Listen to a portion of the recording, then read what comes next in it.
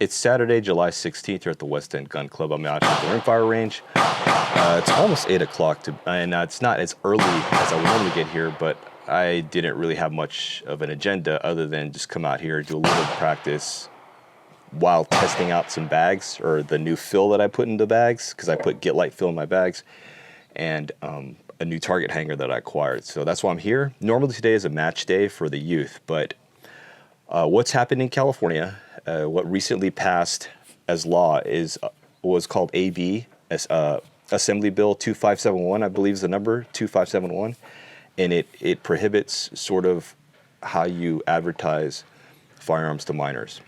But the way the law is worded, it causes some issues with how we're allowed to advertise matches, advertise shooting programs, shooting events to youth. And so what has happened is the club, given what the law has stated, we've had to cancel any kind of youth matches or any youth participation in our matches. So at the NRL 22 match that I hold, I've had to modify our registration form. So you have to say that you're an adult, 18 years or older, and to say that we currently are not allowing youth to shoot or minors to shoot in our matches. It's an unfortunate aspect right now. I feel like the interpretation of the law, I think we're a little bit on the cautious side versus what might have been implied. But the way the law is written is like, it's so ambiguous that you can't take the risk. So that's what's happening right now. So at this point in time, it's unfortunate that we pretty much have to, any kind of advertised event, we pretty much have to exclude anyone who's a minor. Anyway, that being said, it's an unfortunate thing. If you want any more information about that, if you're in California and you need to understand that a little bit more, feel free to reach out. I'm not a lawyer or anything, but I will send you articles about what that law is doing and how it could affect you in terms of if you hold matches or if you do any sort of type of shooting event, what that could mean to you with respect to minors. So I'm going to go ahead, and I've already set up. I've just been setting up the targets in my barricades or whatnot, and I'm going to go ahead and load some mags, and then we'll do a little shooting.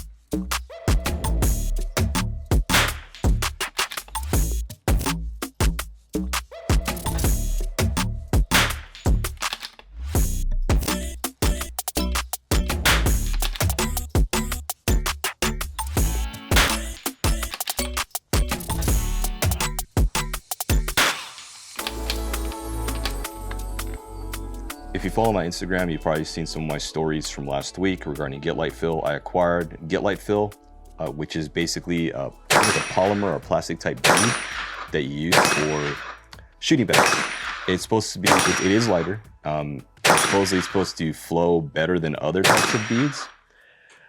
But that being said, I replaced the fill in my Armageddon gear Schmedium bag, Game Changer Schmedium, and my Cole-Tac D-Bag.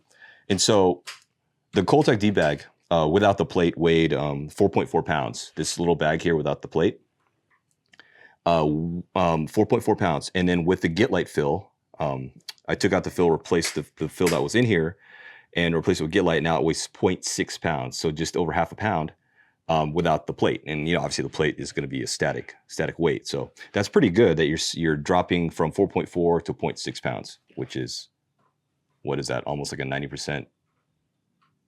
Am I doing the right math right? It's a significant decrease in weight. But the Schmedium bag with the default fill, I got the heavy fill when I bought it. It weighed 10.6 pounds, and supposedly it's supposed to only weigh 9.5 or 8.5 pounds. Either way, I weighed it. It was 10.6 on my scale. And then with the Git Lite fill bag, it's now to 1.8 pounds. So from 10.6 to 1.8. So it's a huge weight savings. But we'll see how it works. I mean, we've had this mentality of going with heavy fill bags just for stability, but it feels like after a while, heavy fill bags just feel like they're too cumbersome. So I want to try the lighter fill bags. So that's what we're trying out today.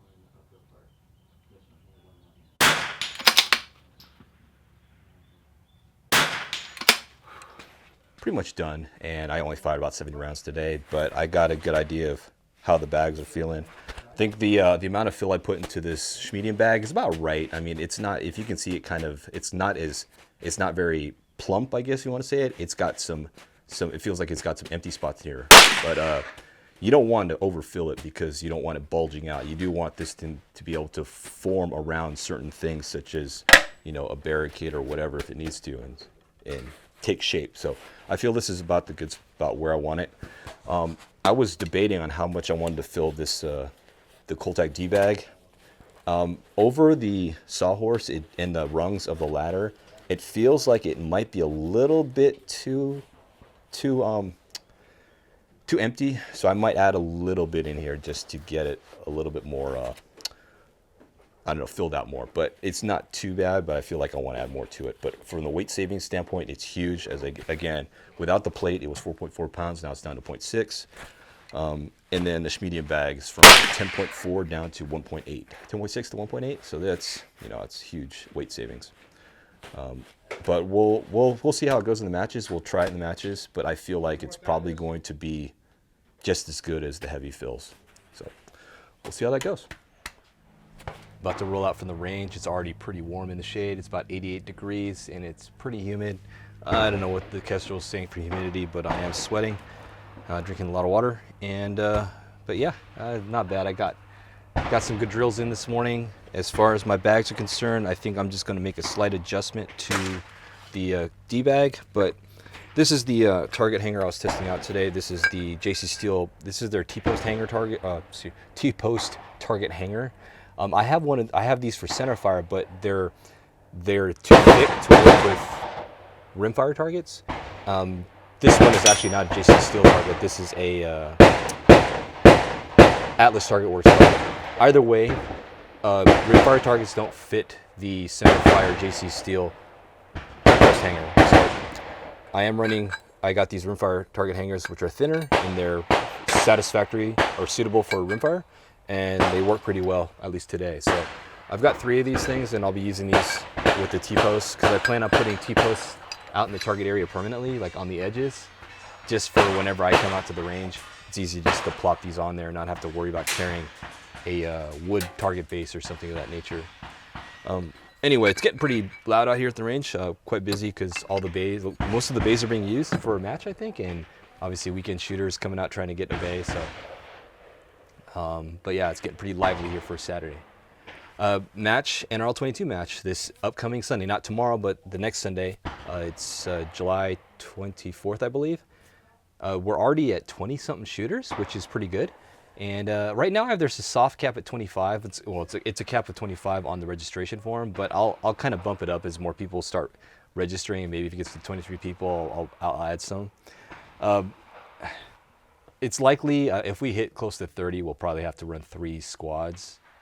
Just to keep the match moving, but it's a good problem to have, is to have lots of people show up. I mean, I was fine when we were shooting just like under 10 people during the pandemic, like COVID, like time, late 2020 when we were still shooting matches. It was fine, but I mean, it kept things more personable in terms of being able to run at a slow pace and people being able to learn a little bit more easily. But I think it's nice to have a lot of shooters show up because it means that there's demand for it and people want to shooting this discipline. So glad this is happening. I just wish that our range facility that we're using was wider, because we do have a wide firing line, but unfortunately the target impact area isn't very wide. It's very narrow down to 100 yards. So I don't know what it's going to take to ask the club if we can do a lot of earth moving to get 100 yards cleared out, but it'd be nice to have that, because I think in that point, if they actually widened out the 100-yard the impact area to have 100 yards from end to end, to be in line with the actual firing line, so the impact area is the same width as the firing line out to 100 yards, we could seriously accommodate a lot of shooters, and I could actually comfortably have more than 5 stages every month. That would be nice. But it is what it is. And when I scheduled this firing area, I didn't think we would have as many shooters as we're starting to get. So, it's cool. I mean, I'm it's grateful that people want to shoot in this match. That's all I can say. And we'll make adjustments accordingly, and we'll make the best of it, because this is one of the few places where we can actually do these matches here in Southern California. Anyway, if you want to come out and shoot this upcoming Sunday, July 24th, here at the West End Gun Club, it's going to be SoCalNRL22.org for all the relevant information and FAQs, and a link to the registration form. Hopefully you can come out if you're interested. Anyway, that's it for today, July 16th, Saturday, here at the West End Gun Club. Thanks for watching. I'll see you in the next vlog.